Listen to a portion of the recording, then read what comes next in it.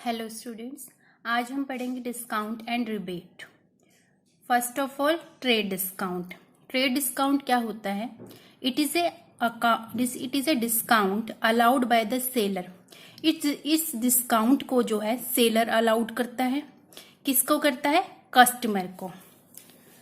कब करता है? जब कस्टमर जो है लार्ज क्वांटिटी में जो है गुड्स सेलर से परचेज करता है, तब करता है। सेलर किस लिए करता है ट्रेड डिस्काउंट? कस्टमर को अलाउड, ताकि कस्टमर जो है इन फ्यूचर भी सेलर से लार्ज क्वांटिटी में गुड्स जो है परचेज करता रहे। इस पर्पस के लिए जो है सेलर कस्टमर को ट्रेड डिस्काउंट अलाउड करता है। ट्रेड डिस्काउंट जो है अलाउड किए जाते हैं गुड्स के लिस्टेड प्राइस पे। लिस्टेड प्राइस को हम मार्क्ड प्राइस और कैटलॉग प्राइस भी बोलते हैं। ट्रेड डिस्काउंट को बुक्स ऑफ अकाउंट में सेपरेटली रिकॉर्ड नहीं किया जाता। चौथी बात, इसको हम कैश मेमो या गुड्स के इनवाइस में से डिडक्ट कर देते हैं। ट्रेड डिस्काउंट जो है सेल और परचेज दोनों पे अलाउड होता है। दोनों तरह की sale, cash sales, credit sales, cash purchase, credit purchase, चारों पर जो है ये ट्रेड डिस्काउंट अलाउड होता है। इसका एग्जाम्पल देख लेते हैं। Mister A trader sells goods to be of the list price of ₹10,000 at 20% trade discount for cash. Mister A ने क्या करा? मिस्टर बी को जो है गुड सेल किए, ठीक है। कितने लिस्ट प्राइस पे? 10,000 के लिस्ट प्राइस पे उन्होंने 20% ट्रेड डिस्काउंट जो है मिस्टर बी को अलाउड कर दिया है, और जो सेल है वो कैश पर्पस के लिए की गई है, for cash. Cash clearly mention है, ये हमारी कैश सेल्स है, ठीक है। तो सबसे पहले हम क्या करेंगे? सेल वैल्यू की कैलकुलेशन कर लेंगे। लिस्ट प्राइस कितना है हमारा? 10,000। अब लिस्ट प्राइस पे हमने क्या करना है? 20% ट्रेड डिस्काउंट कैलकुलेट कर लेंगे। कितना आ जाएगा हमारा? 2,000। लिस्ट प्राइस में से 2,000 ट्रेड डिस्काउंट को हम लेस कर देंगे, तो हमारी सेल वैल्यू कितनी आ गई? 8,000, ठीक है। अब एंट्री क्या होगी? एंट्री देखिए, कैश सेल्स है। जब हम सेल्स करेंगे तो हमारे पास जो है कैश आएगा, तो debit words come in, cash को हम डेबिट कर देंगे 8,000 से। टू सेल्स, जब भी गुड्स सेल करते हैं तो गुड्स से रिलेटेड जर्नल एंट्रीज में मैंने बताया था आपको, तो सेल्स अकाउंट को हम कर देते क्रेडिट 8,000 से। ये हमारी एंट्री हो गई। अब इम्पोर्टेंट नोट, इसमें क्या है? अगर गुड्स जो है ट्रेड डिस्काउंट पर बेची गई है, उन गुड्स को कस्टमर जो है क्या कर रहा है? रिटर्न कर देता है सेलर को। तो इस केस में क्या होगा? जो गुड्स रिटर्न हुई हैं उसके लिस्ट प्राइस में से हम ट्रेड डिस्काउंट को दोबारा से रिड्यूस करेंगे। कैसे करेंगे? एग्जाम्पल के थ्रू देखिए। पिछले एग्जाम्पल को ही हम कंटिन्यू कर लेते हैं। Mister B return goods of the list price of ₹1,000। Mister B ने क्या करा? लिस्ट प्राइस गुड्स जो है उनका लिस्ट प्राइस है 1,000, मिस्टर ए को रिटर्न कर दिए। तो वर्किंग नोट्स देखिए। सबसे पहले लिस्ट प्राइस कितना है? 1,000 का। ट्रेड डिस्काउंट मिस्टर ए ने कितना अलाउ किया था? 20%। तो 1,000 पे 20% कैलकुलेट कर लेंगे, कितना आ जाएगा? 200। ट्रेड डिस्काउंट 200, इसको रिड्यूस कर देंगे तो हमारे कितने की वैल्यू आई है? 800। तो 800 की जो गुड्स हैं रिटर्न की है मिस्टर ए ने मिस्टर बी को। तो सेल्स रिटर्न अकाउंट डेबिट।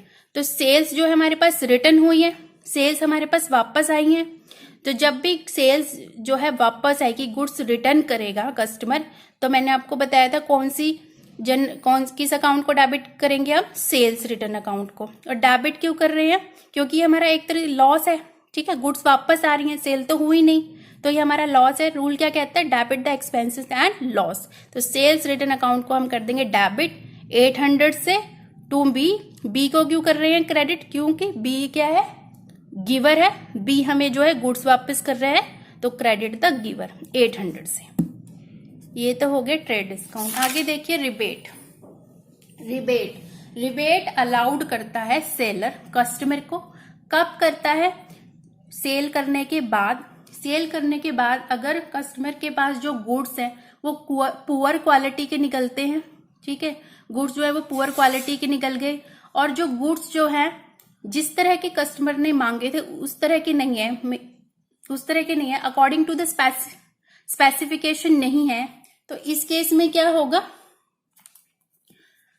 जो सेलर है वो कस्टमर को जो है रिबेट अलाउड करता है उसके लॉस को पूरा करने के लिए, क्योंकि जो गुड्स थे वो पुअर क्वालिटी के निकल गए या फिर अकॉर्डिंग टू स्पेसिफिकेशन नहीं है। ठीक है, तो इस केस में रिबेट अलाउड होती है।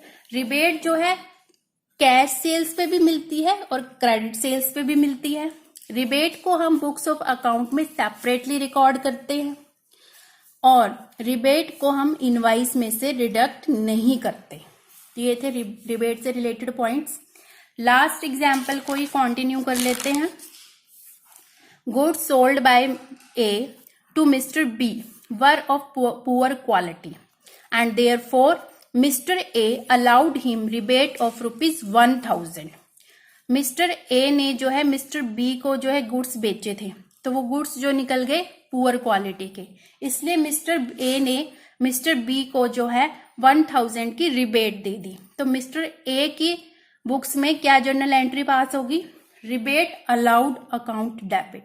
रिबेट अलाउड की उन्होंने, उनका तो एक तरह का एक्सपेंस है ना, तो जो एक्सपेंस है तो एक्सपेंस को करेंगे डेबिट, क्योंकि debit the expense and loss. तो 1000 टू बी को अलाउड किया, बी को क्रेडिट कर देंगे 1000 से। अब मिस्टर बी के जर्नल में जो एंट्री होगी उसे देखिए, ए को हम डेबिट कर देंगे, रिबेट रिसीव्ड हुई ऐसे, उस तरह एक तरह का गेन है, एक तरह की इनकम है, इसलिए हमने रिबेट रिसीव्ड अकाउंट को क्रेडिट कर दिया है, credit the income and gains 1000। आगे देखिए कैश डिस्काउंट। कैश डिस्काउंट कब अलाउड होता है? कैश डिस्काउंट जो है सेलर कस्टमर को देता है, किस लिए देता है, for making a early payment, ताकि जो कस्टमर है अर्ली पेमेंट कर दे। कस्टमर को जितना टाइम पीरियड दिया है उस टाइम के अंदर अंदर जो है कस्टमर जो है सेलर को पेमेंट कर दे, तो इसलिए जो है कैश डिस्काउंट दिया जाता है। और कैश डिस्काउंट दिया जाता है at the time of making payment, जो कस्टमर पेमेंट करता है उस टाइम पे दिया जाता है।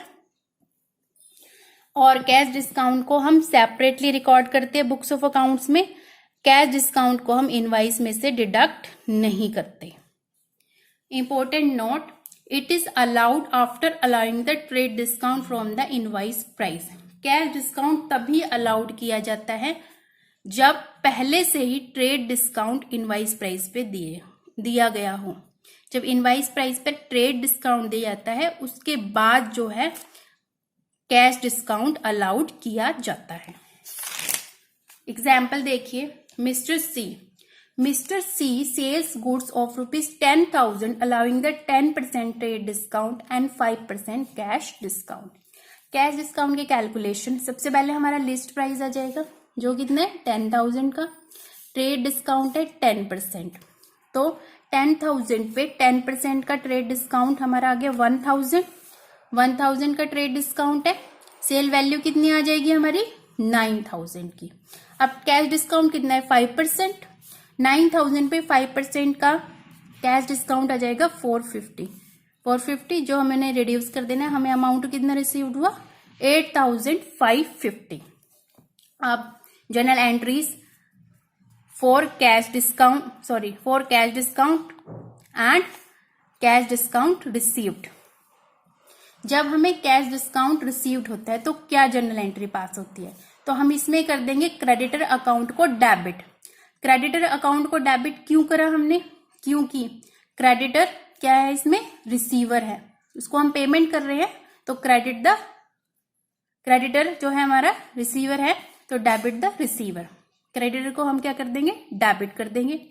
To cash and bank account को क्रेडिट करेंगे, क्यों, क्योंकि पेमेंट कर रहे हैं, कैश हमारा बाहर जा रहा है तो credit word goes out, cash payment कर रहे हैं तो कैश, अगर चेक से कर रहे हैं तो यहाँ पर बैंक अकाउंट आ जाएगा। डिस्काउंट रिसीव्ड, जितना डिस्काउंट हमें जो है सेलर से मिला है उसको हम क्या करेंगे क्रेडिट, क्योंकि credit all the incomes and gains, ये हमारा इनकम है डिस्काउंट रिसीव, इसलिए हमने इसको क्रेडिट किया। अगर सेलर जो है कैश डिस्काउंट को अलाउड कर रहा है उस केस में क्या एंट्री होगी, सबसे पहले तो कैश को हम डेबिट कर रहे हैं, क्यों, क्योंकि हमें क्या मिल रही है पेमेंट आ रही है डेटर से, हमारे पास कैश आ रहा है तो debit what come in, cash आ रहा है तो कैश, और अगर चेक से पेमेंट हो रही है तो बैंक अकाउंट्स को हम क्या करेंगे डेबिट, क्योंकि बैंक इसमें क्या है रिसीवर है, debit the receiver. Discount allowed, discount allowed हमारा एक्सपेंस है, ठीक है, इसलिए हमने इसको डेबिट कर दिया, debit the expense and losses. To debtor, debtor account को हम क्या कर देंगे क्रेडिट, क्योंकि डेटर क्या है हमारा गिवर है, क्रेडिट द गिवर।